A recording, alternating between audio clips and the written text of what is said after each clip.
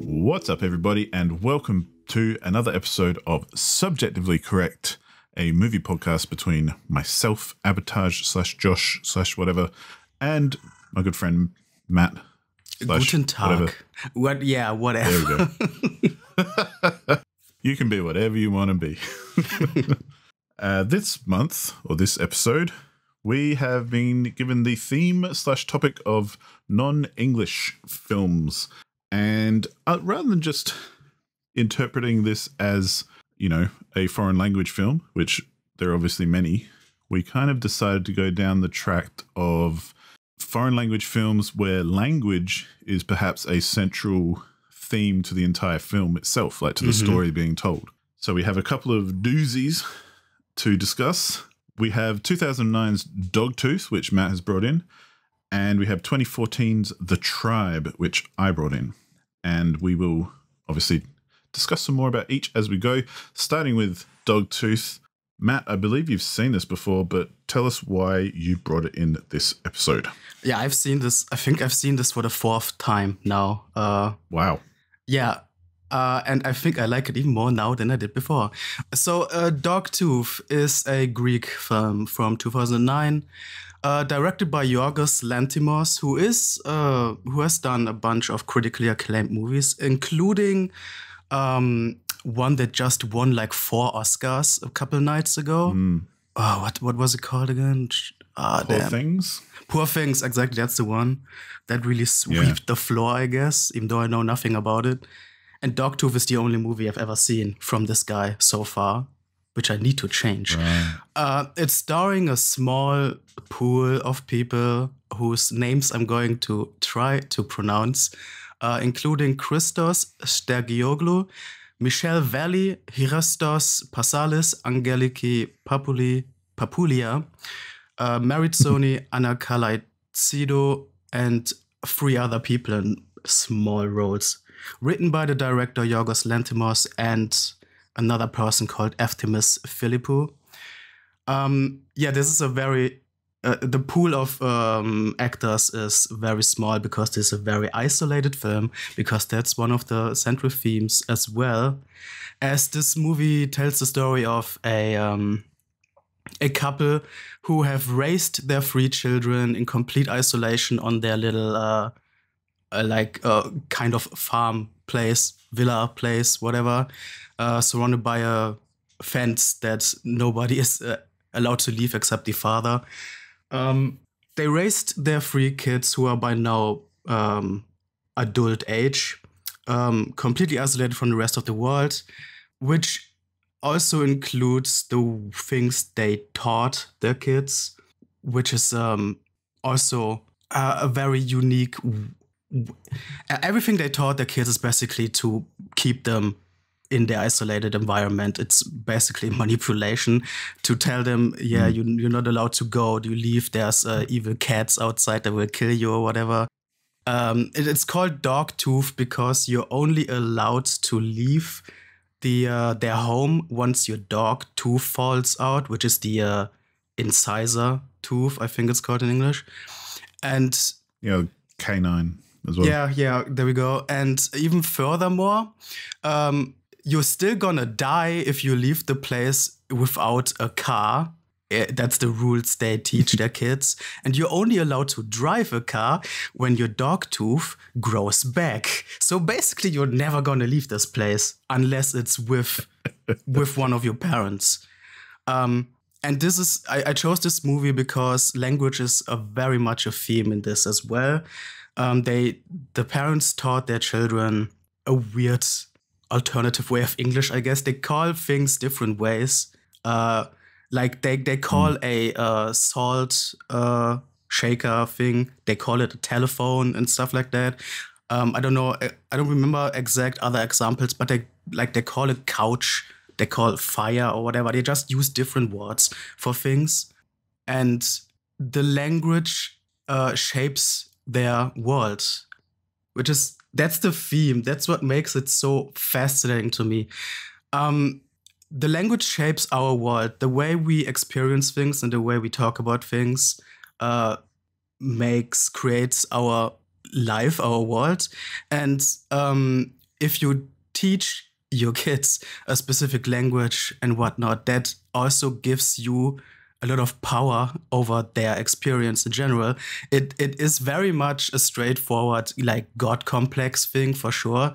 It also reminded me of how in the Bible, in the Old Testament, like, man's first task was to name all the things. And that's literally what the parents are doing here. They are playing gods. They're naming the things the way they want. They are shaping their own world and keeping their kids trapped in it. And it's a fascinating movie in how we just see how these people live their strange, isolated way. And, spoiler alert, I guess, eventually, as more things from the outside world creep in, a bit of rebellion starts. Yep. Yeah. How did you like this movie? I'm torn on this one because part of me enjoyed it. The other part really didn't. Dang. Why? So this might be one of the first ones that we kind of disagree on more than others, because I obviously have heard of this director because, like you say, they've directed Poor Things recently, but they also did The Lobster and Killing of a Sacred Deer, which I haven't watched any of these, but I've definitely heard of and know of this director. Same, yeah. And I've know of the reputation of doing, like, quote unquote weird movies, basically. And this one is, right up that alley. It's different, and that's a good thing. Like, don't get me wrong. But there's a couple of things that kind of, I guess, made me think or made me question how much I enjoyed the film or not.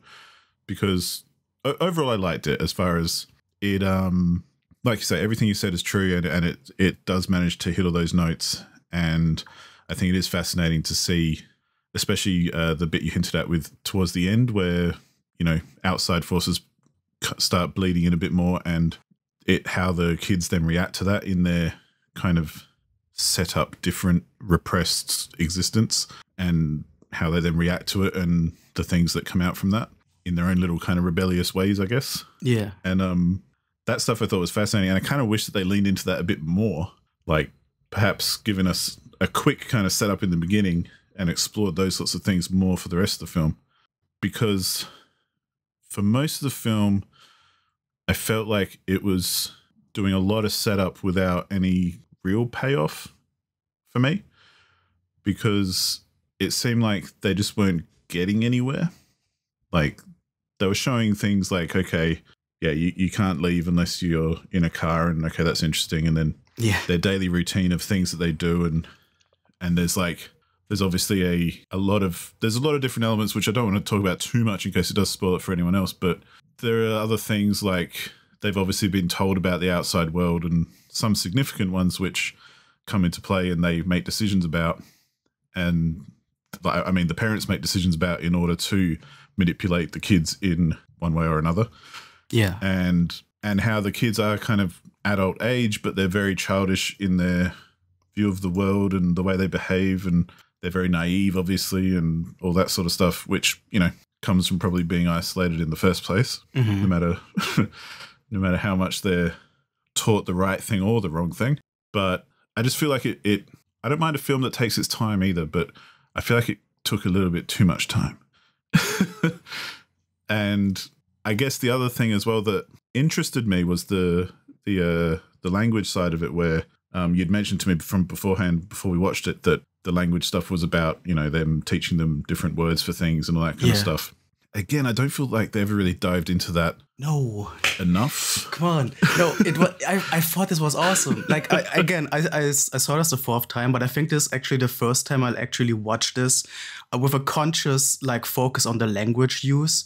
And I mean, it starts with a scene where the three kids are making up a game for themselves, and then one of them asks, "Okay, what should we name this game?"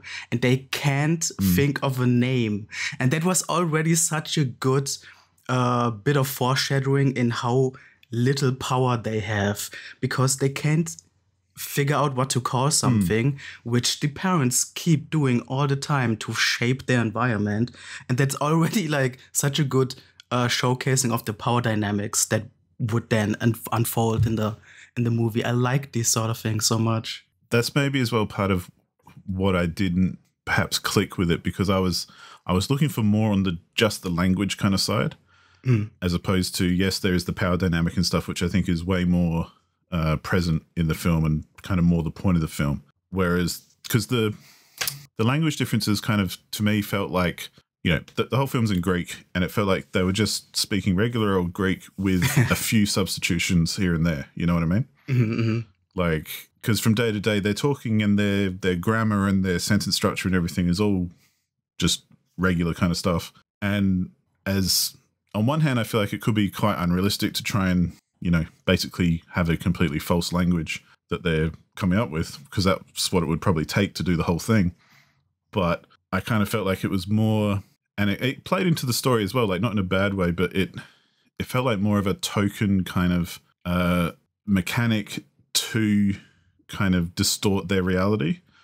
Where, and I guess the difference I'm trying to come to is that one thing that I always found fascinating with linguistics in general is when people have studied, say, different languages around the world, different cultures and that sort of thing, and different vocabularies. And one thing they've learned is that, yeah, the different vocabulary you have and the different language you have changes how you think about and see the world. Yeah. Mm-hmm. Because, you know, you have perhaps a limited vocabulary, or the classic thing, which I don't think is actually true, is that Eskimos have like 20 words for ice or something. And so it kind of shapes how they see ice, as opposed to us, who it's all the same thing, you know? And I think that's a wives' tale, so don't quote me on that. But that's the kind of thing I'm talking about. And so for this one, it was more, that's why I felt like it lent more into the power and the control and the manipulative side of the story, as opposed to language actually driving anything. It's more like language was a after effect of the parents or the adults, because part of me wonders if they are actually their children or not anyway, and if they are actually siblings or not. That's a good point. Yeah, I'm not sure about that either. Because there's a point in the story where they kind of make up a story about having more kids. Mm-hmm. So they're obviously thinking of bringing in other quote unquote children, and a dog, whether they're adults or not. But yeah, and a dog. And so they spin the story that their mum's going to give birth to a couple of kids and a dog. Yeah. So that kind of justifies those elements coming into the home, kind of thing. And I think that's way more interesting than perhaps, you know, like calling a salt shaker a telephone or something. Yeah, but even calling the salt shaker a telephone, like it's the random, just the use of different words for things was later used to disarm questions by the kids. Like later on, one of the daughters, I think, asked them what a pussy is, because the person they bring in from time to time told her about the pussy, the vagina. And so she asked her mom, what the hell is this new thing I just learned about? And she just says, yeah, no, that's a lamp. That's a big lamp.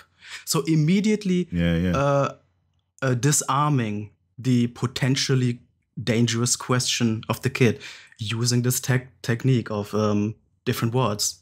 I think it is used effectively for the manipulation part. Well, and I think that's where I like, I can see how it contributes to the story, because it definitely is part of it. And like I say, it's one of their mechanisms of control. But I feel like the more interesting story, to me anyway, is that manipulative kind of psychotic behavior by the parents who, and even amongst themselves, like, it's interesting how they're portrayed, you know, the mum and the dad and their life together, as in there are some very nihilistic scenes between them, like when it comes to their kind of sexual relations and that sort of thing, and how they kind of interact with each other. It's the whole film is very, very cold and very calculated and very clinical. Yes. Which I think is, you know, the point. Yeah. Because even the kids kind of when they react to things and when they are kind of confused and troubled, or like, you know, without spoiling the big thing at the end, but the ending itself, I find, was just very, very cold and calculated, and there's no real emotional kind of dynamics within these kids. And, you know, they have fun together and stuff, but they don't feel like they're showing joy or truly kind of getting something out of it. It's more like, this is how we're meant to have fun, so let's go have fun and follow those rules, kind of thing. Sort they'd be given instructions on, this is how you play. So, okay, we're going to go play, and we know that means that we're having fun, but we don't actually feel like we are, kind of thing. Yeah. Or we don't even know what that means. And they can't even like come up with their own thing. They can't even create their own experiences. I mean, they are completely stuck in Plato's cave, built by the parent characters, which is yeah. It's like a version of that. Yeah. For me, that kind of it was one of those films where I did find myself towards the end going, okay, what is the point? Like, and that's fine. Like, you know, it's nice that it's making me ask that. Yeah. And I was trying to figure out, okay, what is the, you know, what's the message that is trying to be told with this story? And on a very basic level, you could say, yeah, okay, it's talking about how dangerous kind of it can be to isolate people and manipulate them and control them in this sort of way and play God and all that kind of stuff, because it obviously has, you know, consequences that come to fruition here and there, and at different points during the film, because there are different, even very subtle things that the kids do where you're like, oh, that's not a good consequence of of them not understanding that point, you know? Yeah. And or like they might do something which is the logical kind of thing that they've learned, like if I act this way then I get X, and so they go and do that for everything, but it's not always appropriate, or it's not always, you know, something that, at least in our reality, we would do the same. So to that end, I can kind of go, okay, yeah, that's cool, but I kind of wanted a bit more, I think. And it largely felt quite nihilistic, basically, for me throughout, where sure, it doesn't seem like there was much of a point. And again, that's fine. But for me, it was a bit, I think that's where I got a bit let down. I was like, I was waiting for the other shoe to drop and it never did. Did you want them to have, I mean, fuck the spoilers. I think you should, I think we should just talk about it openly from beginning to end, pretty much. Listener, right. If you worry about this, just watch the movie and then come back or whatever. Yeah. But like, would you have preferred them to have more story outside of the place, or like have the kids actually escape? Because no. Like I thought the ending was the strongest part of the whole film, honestly. Mm-hmm. Where, you know, the girl kind of tries to remove her own tooth and tries to escape, but then it's left a bit ambiguous about pretty much whether she survives or not anyway. Yeah. And I quite enjoyed. I quite liked that part of the story. But there was a lot in the beginning and towards the middle, which, like I said, I just felt it dragged a bit too much. It felt like I was grinding my way through it. It's not a long film either. It's only like an hour and a half or something. It's like 90 minutes or something. Yeah. Yeah. But I still felt it kind of drag a bit, where it's like, okay, I get the point now. I understand what's happening. Now do something. Now we're going to just, take a baby step forwards for the next thing. And okay, I know that's going to happen. And then take another baby step forward. And it's like, can we get to something here? Like, I don't need it spelled out. I don't want to necessarily be hit over the head with, this is what I'm trying to say, dumbass. Like, I like ambiguity. I like having to figure things out, that kind of thing. But I didn't feel like they were giving me enough of a tease in the kind of, you know, first third or two of the film. But yeah. It's interesting. Go on. Yeah, because I really, really liked the slow, glacially trickling in of outside information, which like really slowly reshapes the minds of the kids or whatever. And I do think you're asking for a bigger point or something, but I really see this as a very full showcase of how, aside from the just physical isolation, the mental isolation through the language use is how effective and widespread that can be. I think that was really portrayed well. And that filled for me pretty much the whole runtime. I was asking myself if I would have liked more, I don't know, maybe a background reasoning, the motives of the parents, why the hell they are even doing that, or how they keep this up, because that's how do they even remember all the strange things they teach their kids to stay coherent. But the explanations in the movies, they are minimal or like not existence at all.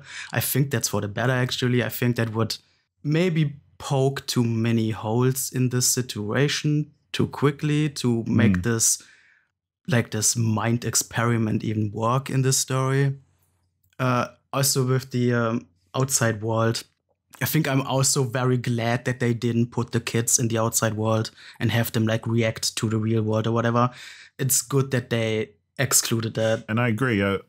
I like that, we don't really know what the dad does for a living. We just know that he leaves the house every day and obviously goes to a job, but he's told them that obviously something different, like it's dangerous out there. And, we don't really know the full story behind that either. Like, what do they think would happen if they walked out of off the property, not in a car? Because I love the bit where they kind of showcase that, where, the kids are playing with a toy airplane and they kind of, one of them gets shitty and throws it over the fence. So instead of running after it into the, wasteland kind of outside of the house area, they go to their dad and say, hey, can you get it for us? So he literally kind of gets in his car, drives 2 feet out the gate, picks it up and comes back and gives it to him. And that kind of shows how so good how they are obviously like laying on thick that no, you have to get in the car and to drive out, otherwise you're not going to survive, kind of thing. And that's what I like, that kind of stuff. And I don't necessarily need to be 100% told what's happening or anything like that. I think there's a certain type of film which this one falls into for me, where it kind of just presents a very, again, I'm coming back to the word nihilistic kind of take on the story that it's telling, where I don't feel like it's putting any kind of, it's just presenting the story and the plot as opposed to placing any kind of judgment or a fly on the wall perspective or moral compass or anything on it. And again, like, that's not necessarily a bad thing in itself, but I feel like there has to be perhaps a little bit more to make that interesting, because then I get to make my own judgment or something. Like, I just feel like I feel like they could have done the same film in like half the time, I guess, is what it boils down to. They probably could, I don't feel like, even though it is only an hour and a half, I feel like they didn't have, there were times where I'm just going, okay, what's next? As in, what was there was fine, but it was just slow and some of it felt quite pointless. No, it's great. And I love how slow that's where you're wrong. No, you're wrong. Well, and this is why, for me, it's an interesting, like, thought kind of experiment, because there are other films where I love that they're slow and really take their time and, really spend a lot of time just showing you what's happening instead of telling you anything. And, I love that about storytelling, where it kind of doesn't just say, this happened, then that happened, then this happened, then that happened. That's the worst kind of storytelling in my view. But the best is where it just kind of shows you the world and the characters and lets them all develop and build, and kind of, as you get deeper understanding, you kind of get into the story more and you know what's going on and blah, blah, blah. Like, I got no problem with that. However, this one just didn't hit it for me, I guess, because like I said, I didn't dislike it, but it didn't make me go, oh, rad, get me the next one, I would want I want the next one. I want another Dogtooth. Well, I'm interested to see the other films he's made, because I've heard good things about, The same. Lobster and Killing of a Sacred Deer, and obviously Poor Things more recently. And they sound like the kind of films that I'd be into as well. It'd be interesting, I think, because this is like one of his earlier first films, I think. So it's perhaps a little bit more experimental, and it's obviously in Greek, so it's not, the rest of them are made like with an American audience in mind, so it's a little bit different. Yeah, I didn't even think about that. And I know you kind of forget after you've been watching it long enough, you forget that it is a different language anyway. But well, I did, but yeah, it seems like much more of a, and I hate this term, but much more of his like artsy kind of entrance into filmmaking. Come on, if you know what I mean. Well, and that's not a bad thing. Like, I love art housey, arty farty, wanky shit, like, or what other people would consider to be that. But I feel like he didn't quite nail it. But I feel like there's a lot of elements there that in those future films I can see perhaps he has kind of refined it and nailed it a bit more.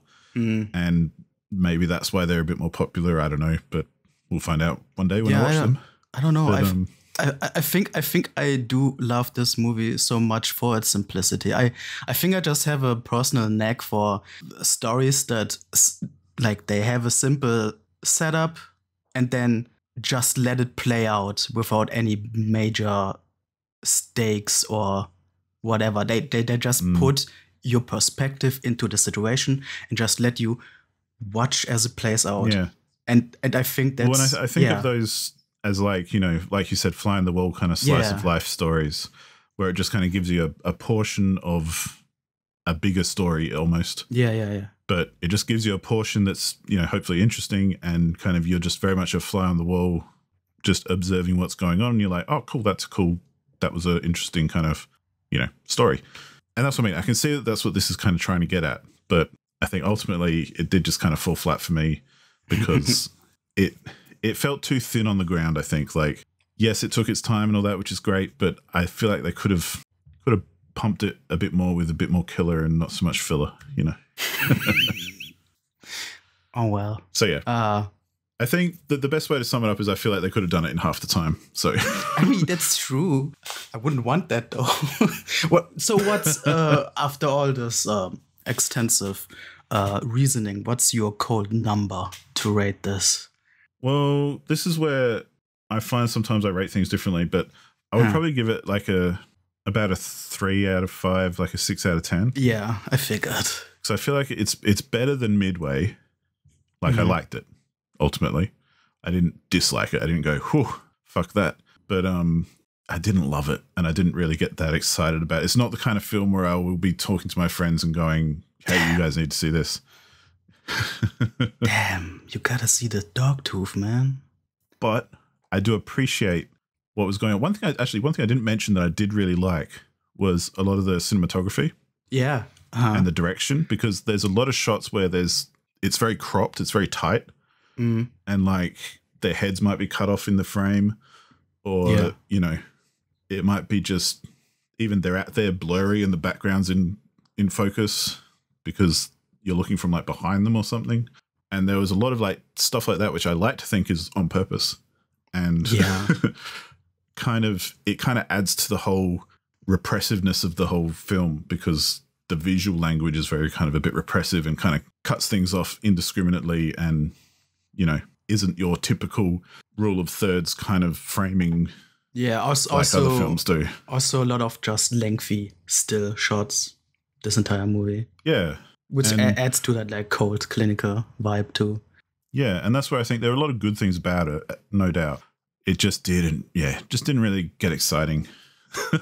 Damn. So how would you rate this after seeing it for 4 times? Well, before I give my rating, I guess you wouldn't get any stickers from mom and dad for this one. So no.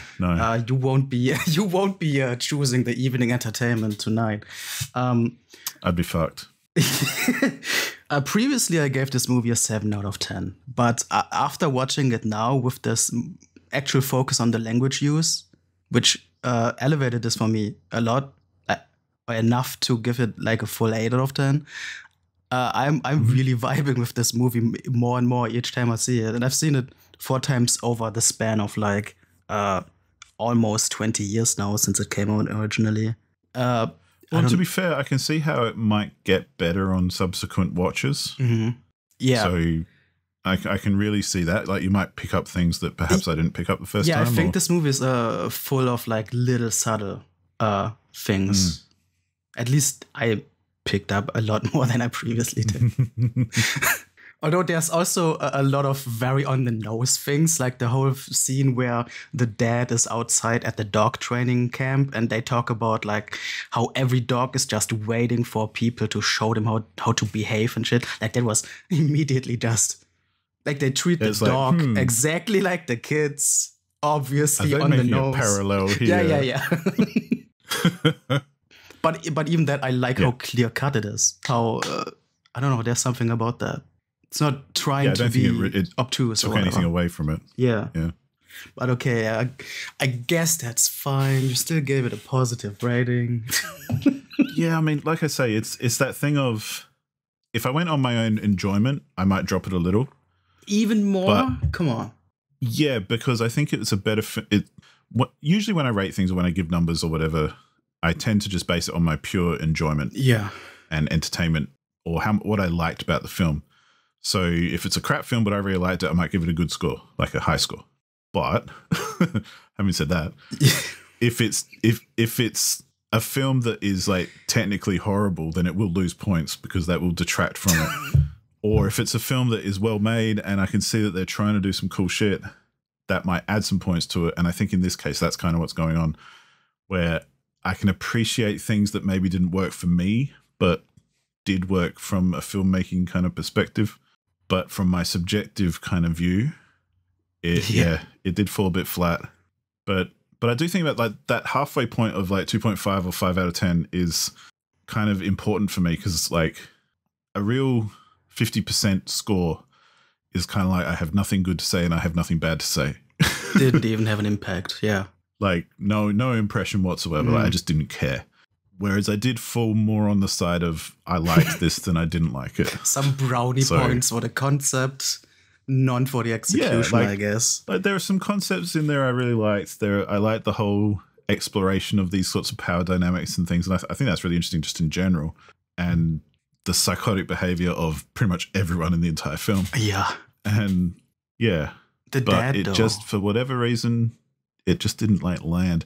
I thought everyone acted very well as well, I got to say. Especially, I love the dad. Yeah. That's something like technically and from a production standpoint, I thought it was very good. Like they didn't do anything wrong. It was more the pacing and the, I guess the storytelling of it, if you want to call it that, which kind of fell flat for me. So yeah. Dang. Breaking my heart over here. Hey, it's got to have, well, maybe after I've watched the rest of his films, I might come back and watch this again and have a deeper appreciation for it. We shall see. I wonder. That would be interesting, I guess. All right. Yeah, sure. Okay, you bashed this movie enough. I think it is time to move on to your pick, The Tribe. Well, now we can bash another movie. Yeah. Hell yeah. So I brought The Tribe, which is a Ukrainian film from 2014. And I have to preface this with the fact that I had not seen this before suggesting it for this month, whereas all the previous films I've suggested I have seen. Yeah. This one, I just had it on my list, and it seemed perfect for this topic because the whole gimmick of this film is that it's 100% in Ukrainian Sign Language. So there are some vocalizations here and there, but all the dialogue and everything is in Ukrainian Sign Language, and there are no subtitles like on purpose. They just don't exist. So it's like watching a silent film for someone like me, and I'm assuming you, who do not know sign language. Mm-hmm. But yeah, I'm going to attempt some names. These are Ukrainian names, so I apologize to anyone who is offended by my horrible pronunciations of the cast and crew. It's written and directed by Miroslav Syaboshpitsky, is what I'm going to say. And it's starring a bunch of young actors who I don't think would have necessarily been in much else, because they all nailed the sign language, I think. So that I feel like they knew it before being cast. Yeah, I've read they were actually. Which I'll get to that in a second. But I want to just mention a few names and try and pronounce them because it's kind of fun. But the lead is Hryori Fesenko. And there's Yana Navikova, that's a bit easier. Rosa Baby, now that's a name. Yeah. Alexander Tsyavedovich and Alexander Osadji, Ivan Tishko and Alexander Sidelnikov. Again, yeah, I know I can't pronounce those names. But anyway, that's my attempt. The basic premise of the story, though, is that there's this kid. They're all kids. They're all, high school kind of age children. And we follow the story of our lead role, who I think his name's like Sari or something. Just get that Sergey. Correct. But I mean, they never say the names. Yeah. Obviously. So yeah, they never say names. I'm just looking at the credits really to know that he's called Sergey. But yeah, imagine this is a silent film essentially. But so Sergey starts at a school, which is a school for deaf kids, essentially. Yeah. And so the staff and all the kids in the school and everyone in the entire film is signing the whole time. And there are some interesting, just like little bits and bobs, like little details that I feel are quite accurate. Where, you know, at the school, instead of alarms, they have lights that go off to kind of signify, you know, changing classes and that sort of thing. Instead of like sirens that you might hear in other schools, there are still the soundtrack itself, even though it's kind of, there's no dialogue, we do get an ambient soundtrack. So like, you know, opening and closing of doors makes a noise, that kind of stuff. But it is very kind of low and very muted, I feel, because it's like they've taken a lot of the sound out on purpose. Yeah. And kind of added in some other bits or highlighted different bits that are important for the story. Like sometimes you'll hear everyone's footsteps, other times you won't hear anything, but people are still moving around. And yeah, ultimately he gets into the school and there's this whole kind of gang culture that's going on in the school, hence the title, The Tribe, where they're into, you know, wheeling and dealing, and there's some prostitution and other various activities. It's kind of like the story of Sergei and him navigating this and becoming part of the gang, and you know what happens, and there's obviously rivalries and initiations and all this kind of stuff, and there are teachers involved and things who are, you know, complicit in the illegal activities and all this kind of stuff. And as someone who hadn't seen it before, my interest was mostly in, hey, this is a film that's totally in sign language and isn't that fun? So that was kind of the whole reason I was interested in it. Yeah. And to be fair, I think that was the most interesting thing about the film, for my part. Because watching it, even not understanding it, I felt like after watching it for, you know, 15, 20 minutes and getting into the story and the way they're very expressive in the way they speak to each other with their sign language, and it's often extremely expressive and you really do get the idea of what's happening. But there are certain subtleties and things which you kind of have to figure out as you go, and it can be a bit confusing at times. But I still felt like I got into a bit of a flow where I was kind of sucked in, and I found it actually really immersive because I was kind of paying attention a lot. I was looking for all the signals I could find about what's going on, and I actually found it quite engaging as a result of that. However, as these are obviously actual kids who are deaf and no sign language and that kind of thing, not necessarily the best actors at times. There are times where the acting is a bit shit, I will say. But I don't necessarily hold it against them because I kind of like the fact that it's authentic. Yeah. And it feels authentic as a result because it's not, you know, a slick drama. It's real people doing stuff. And it does feel very authentic while not necessarily being the most mind-blowing story or anything. To me, the appeal is more in the sign language itself and the telling of a story without using actual words or any kind of soundtrack, really. So that's kind of where I came to it. I'll jump in a bit more as we go, but what do you reckon, Matt? Well, if you would ask me what I thought about this movie, I would honestly, it would be cool if we could do this entire thing in sign language, but I guess it wouldn't play well on podcast. But yeah, I would probably, and I'd be shit at it. I would probably move my thumb along my chin from back to front, then point my index finger under my lips and move it away from my face to point in front of me. Meaning, I'm not sure. Yeah, awesome. I'm with you definitely that a whole movie purely in sign language is amazing, which it included things that I never even thought about in like filmmaking way. If you don't have like vocal dialogue, you can't cut away between dialogue scenes or whatever. You have to have the hands in vision clearly. You have to see how they move. That already changes a lot of the cinematography, which is a fun thing to focus on while watching this. Which also it's a bit interesting that this ended up having a very similar visual style than Dogtooth, I think, with long still shots.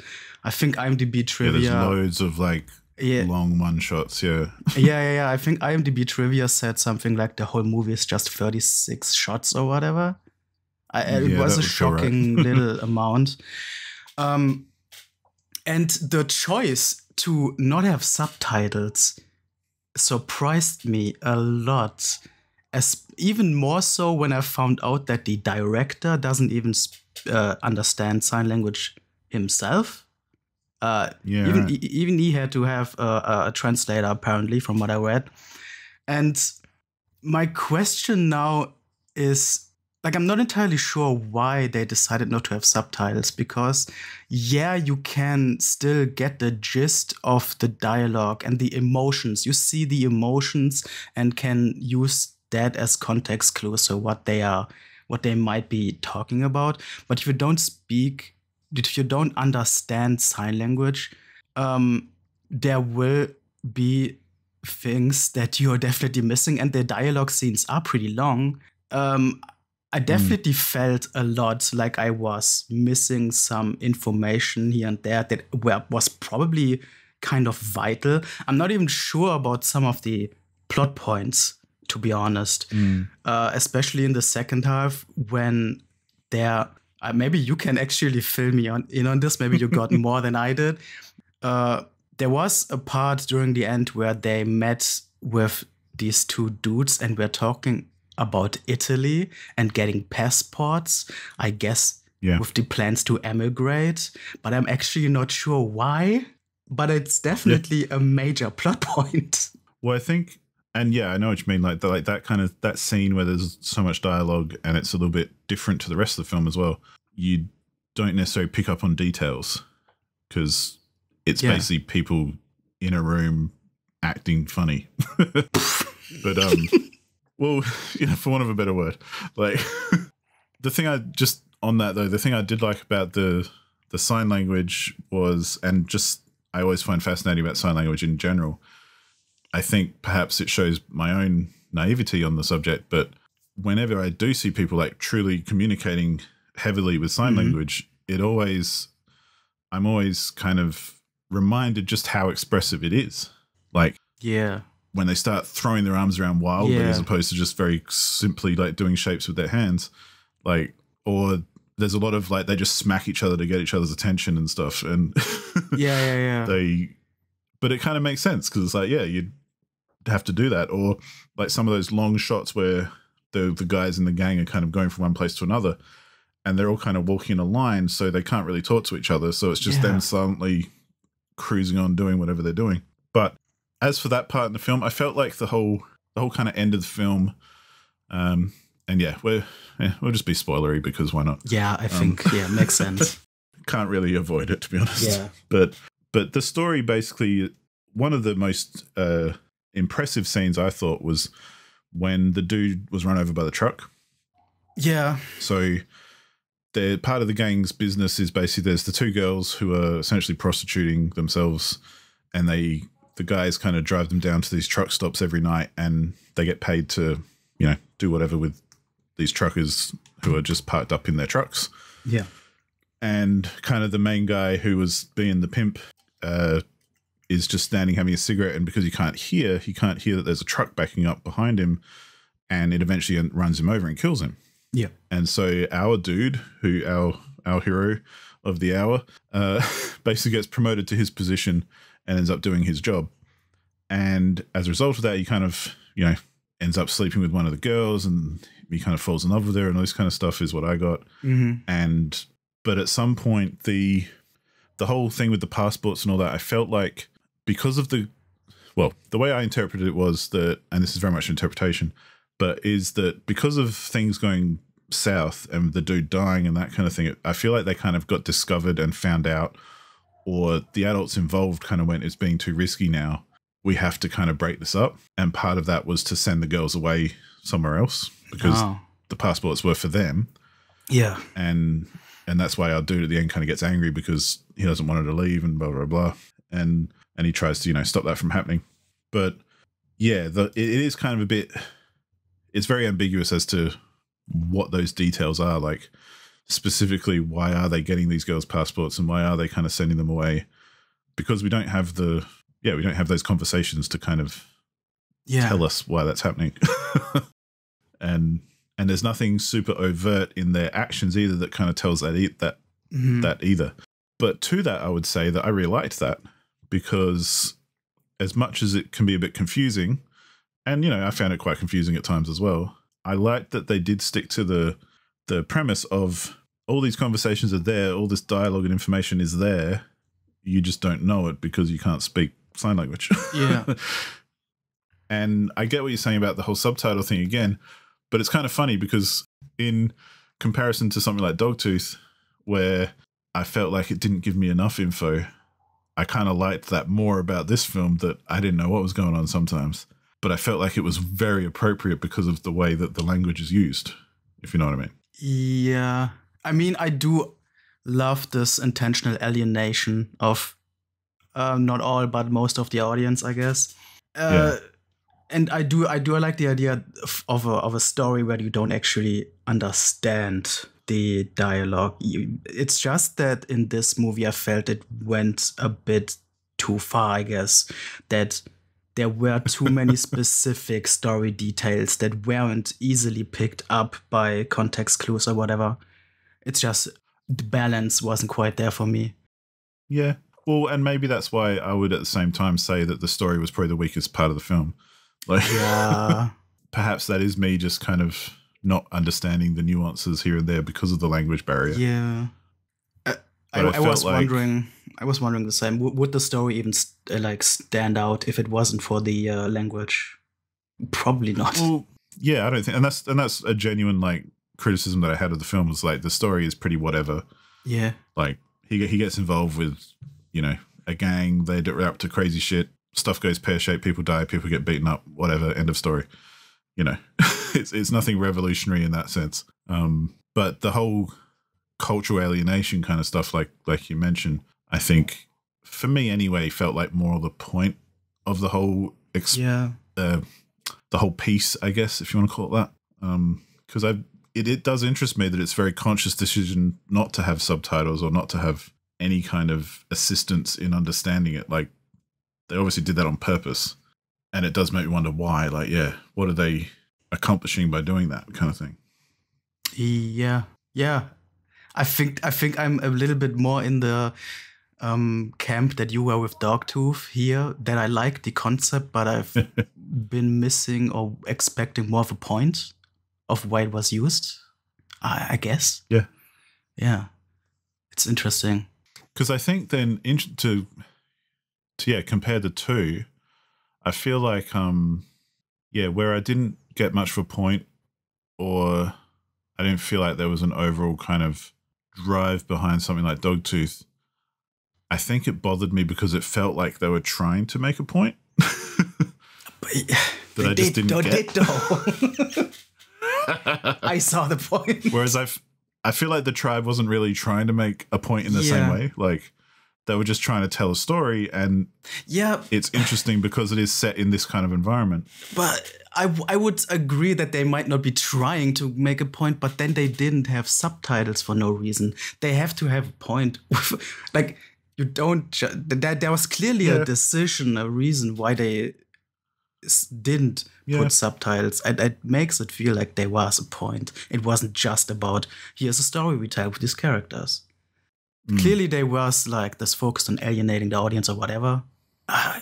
Yeah, and maybe then I think, to put it in a different way, I'll be straight up, I didn't love The Tribe. I didn't think it was the best film ever. Yeah. I thought it was very interesting and a very cool idea, and I'm glad to have watched it. Mm-hmm. But yeah, there's lots of things wrong with it. Like I say, the acting's kind of shit here and there.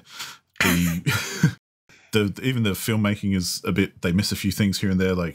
You can kind of see the cameraman trying to catch up, or, it's not like boom mic going into the shot bad. Apparently there was a boom mic. There are moments where it's, okay, I didn't notice it, but, me either.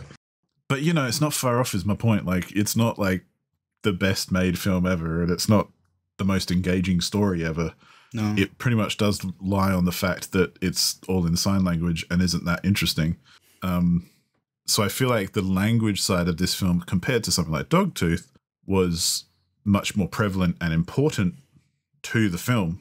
Whereas, while it is a part of Dogtooth, like I say, to me it felt more like one of the many mechanisms or one of the tools that was used to manipulate and have power over its characters, Yeah.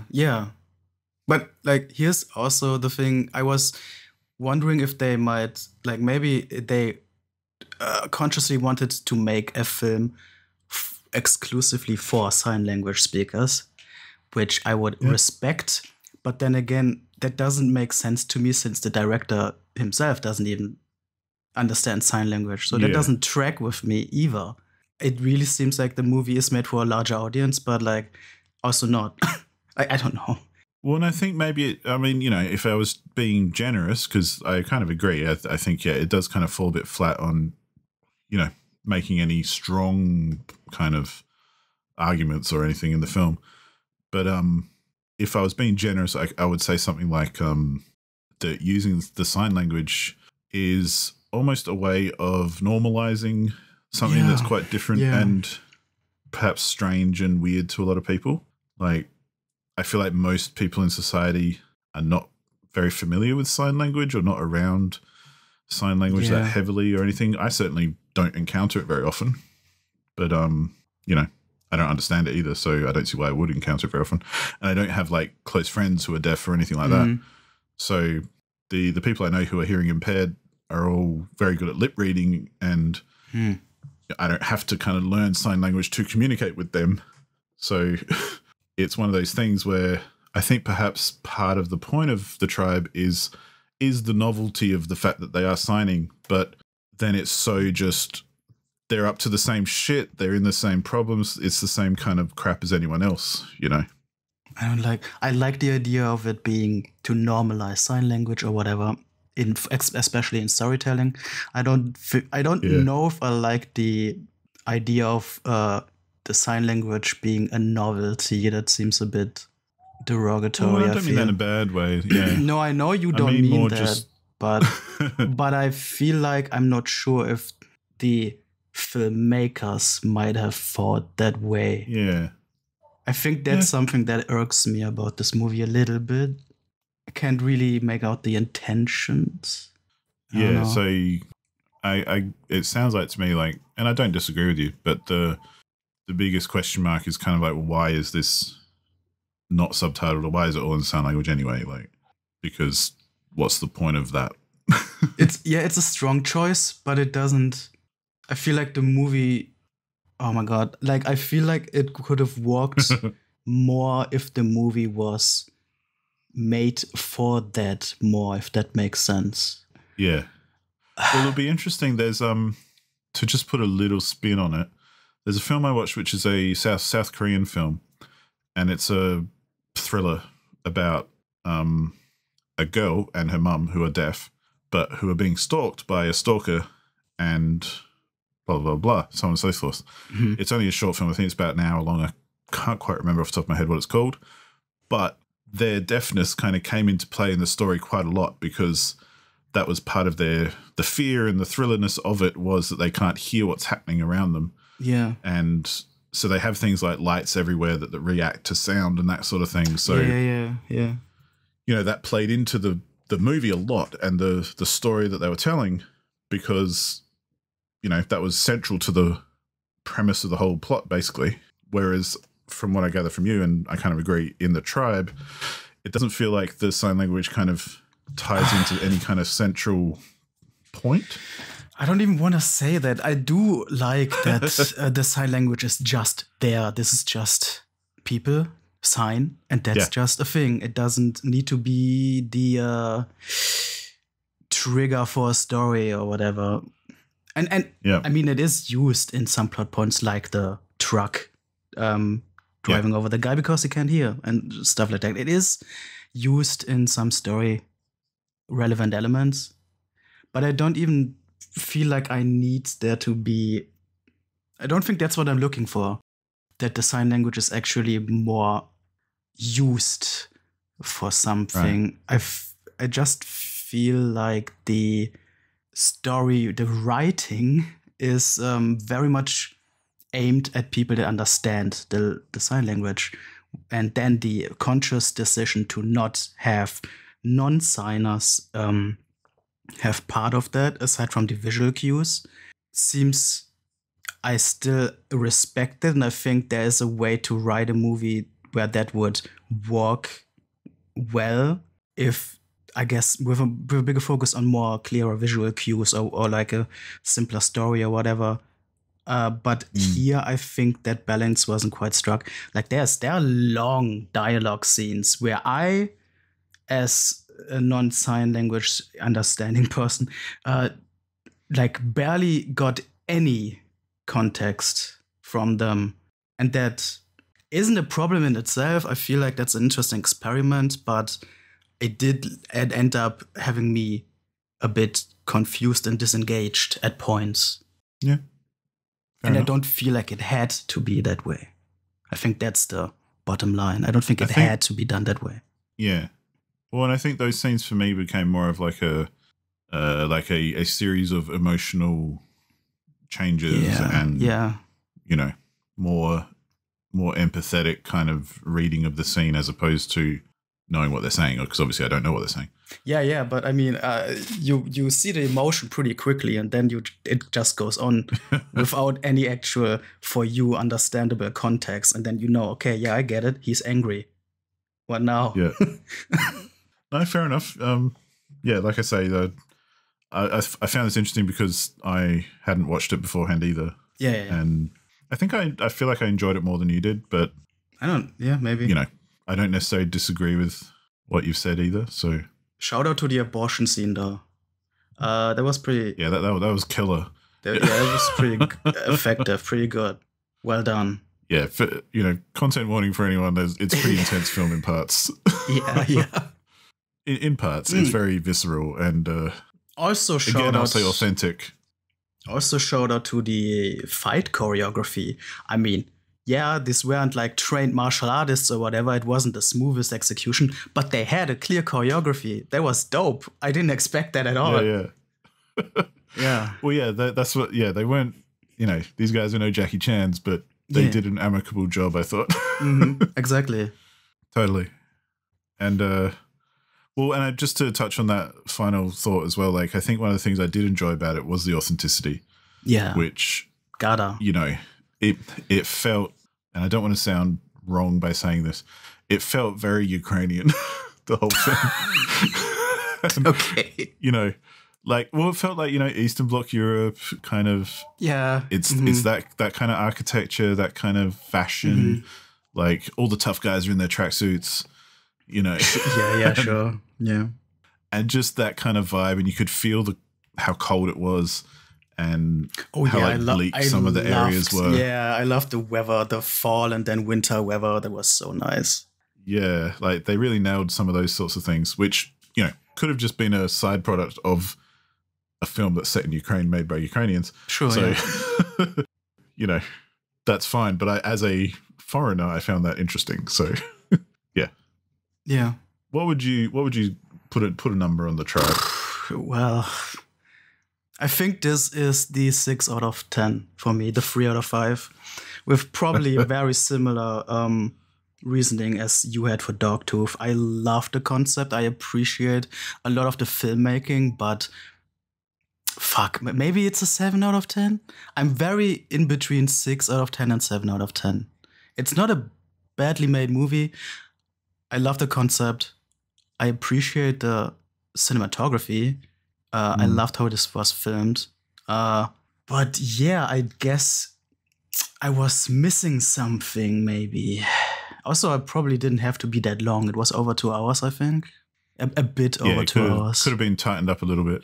Yeah, I think that would have actually really helped this movie.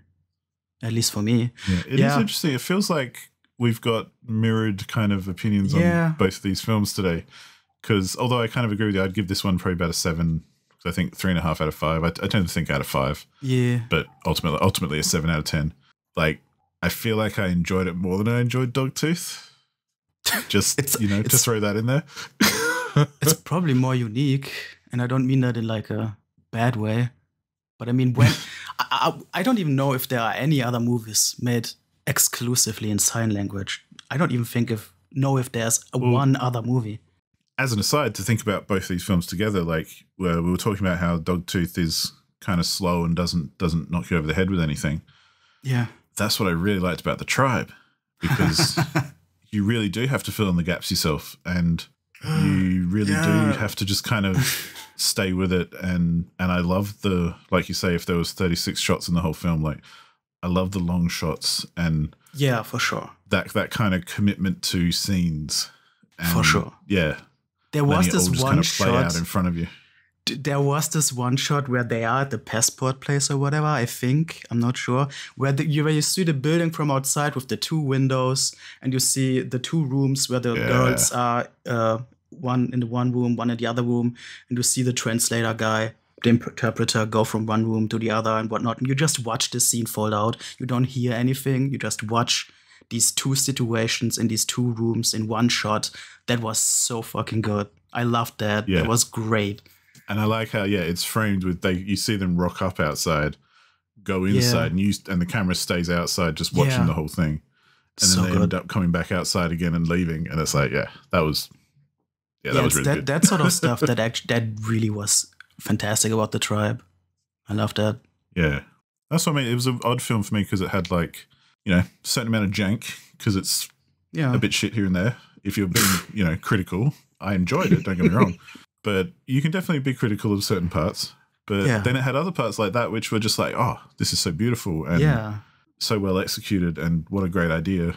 I think that's why I'm more leaning on the 7 out of 10 in hindsight than the 6. Cool. Yeah. Well, I think either way, very interesting pair of films though. Oh yeah. And I'm glad, like, I might not have been super complimentary on Dogtooth, but I'm still glad I watched it. And, I did enjoy it, even if it lands on like a 6, because I am being critical when we talk about these things, but, and same with The Tribe. But, I'm very glad to have watched both of them. So, oh yeah, for sure.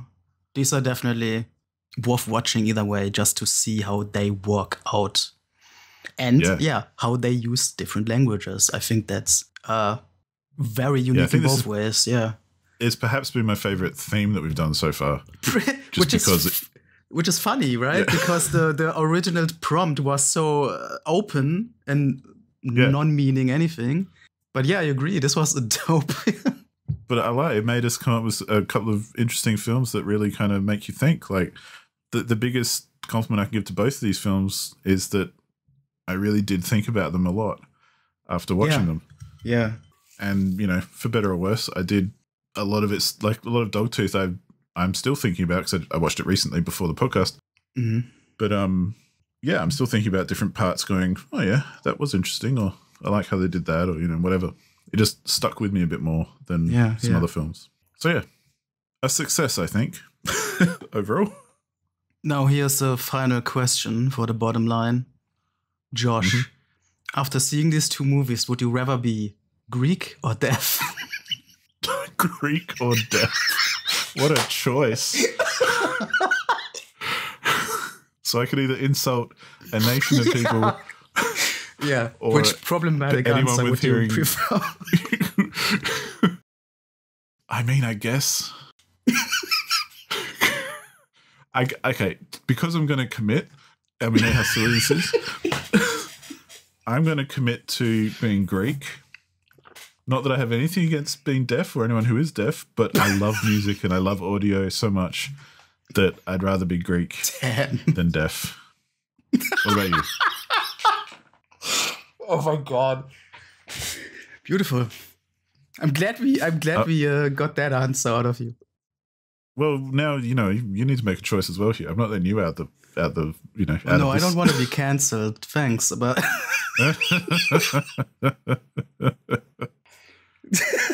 okay, would you rather be Ukrainian or isolated in one property for your entire life? Fuck. Oh my God, that's a deep question, dog. I mean, isolation brings safety. Freedom brings danger. It's that whole question for me right now. Safe isolation or dangerous freedom? I don't know. I guess I would. You saying that, being Ukrainian is dangerous? I don't even mean because of being Ukrainian. I just mean in general, freedom brings danger. It's that old ass ancient question. I guess I would regret if I wouldn't choose the freedom. I wouldn't choose being Ukrainian. Like, a safe isolation is nice in a way, but it's probably going to be a regretful choice in the long run. Also, Ukrainians got some good food. Fuck yeah. Yeah. I'd take Ukrainian any day of the week. Yeah. That's got to be heaps better. It's not as much of a choice as being Greek or deaf, but anyway. I'm glad we brought this sophisticated section into our little movie discussion podcast. Good God. Yeah, next time I'm gonna prepare a doozy for you. Oh no, what did I start? But speaking of, why don't we spin that wheel and see what we're up for next episode? Yeah, we're gonna spin the wheel of funky subjects that we got to choose what we will be blabbering about in the next episode. Again, here's the short reminder that you can always message us in various ways to give us your subjectively correct opinion or make suggestions. I can't talk. Make suggestions of subjects for our randomized wheel. I'm gonna spin the thing right now. Drumroll.mp3 again in this section. And we will be talking about a much more focused subject, movies with an aquatic setting. So we are going straight back into more narrow fields. You're going to get Aquaman, wet. We're going no, just kidding. God, yeah, I'm down to rewatch Aquaman. The movie rocks. I honestly don't even remember. I know I've seen it, but I don't remember it at all because that's how engaged I was. Especially, like, we could do a double feature of Aquaman 1 and 2 now. We get all the clicks. Wouldn't that be fascinating? Yeah. So maybe one day we can talk about Marvel movies and what we think of them, because but that's DC, dog. Oh, there you go. Dang, fake fan. That's how much I think of them. Yeah. No. Let's not say I'm a fan. I wouldn't want to insult you like that. Exactly. But yeah, peek behind the curtain, this subject is definitely more of a me thing than you thing. Because I'm a big fan of aquatic storytelling, that setting. I can think already. I don't think I've ever really thought of the term aquatic storytelling. Yeah, I said that and I thought, no, that's not a thing, dog. Aquatic storytelling. I'm very fascinated to see what you're going to come up with then. So I can think of lots of cool films that are like set in and around water. Oh, holy shit. And it's part of the film. Well, I'm going to come right out and just say the first thing I thought of was The Abyss. But I'm not but that's an easy pick. Also, I have my gripes with that, so you're going to get a rant if you pick that. Well, and I try to pick things that at least, even if I've seen it, you haven't seen it. So, all right, I've seen it already. So it's not a hard and fast rule, but it's something I do try and stick with if possible. I think it's more fun that way. Yeah, I have immediately a bunch of movies with major aquatic settings that are either actually just great movies that I love or use the aquatic setting in unique ways, but aren't generally not that fantastic. And now I have a hard time picking what route I want to go. I think the more interesting, unique ones might be better for discussion than just a blatantly good movie. Just, no reason, but have you seen Waterworld with Kevin Costner? Dude, hold on. That's this bad for podcasting. But I gotta get up. He's out of his chair. He's grabbing something. I'm back. I got a Steelbook Blu-ray of Waterworld, like this fancy artsy-fartsy edition. Oh, yeah. Dude, this shit rocks. I love Waterworld. I grew up with this. I would love to talk to you about it, but it's not going to happen. Yeah, unfortunate. Let's face it. All right. I reckon that about does us, though, for this episode. Yeah. Thanks, everyone, for tuning in and listening if you have. And by all means, get in touch if you have something to say. Exactly, yeah. And come back next time for some watery adventures. Yes. Come back next time when we take a dip. All right. See you on the next one. Bye-bye. Bye-bye.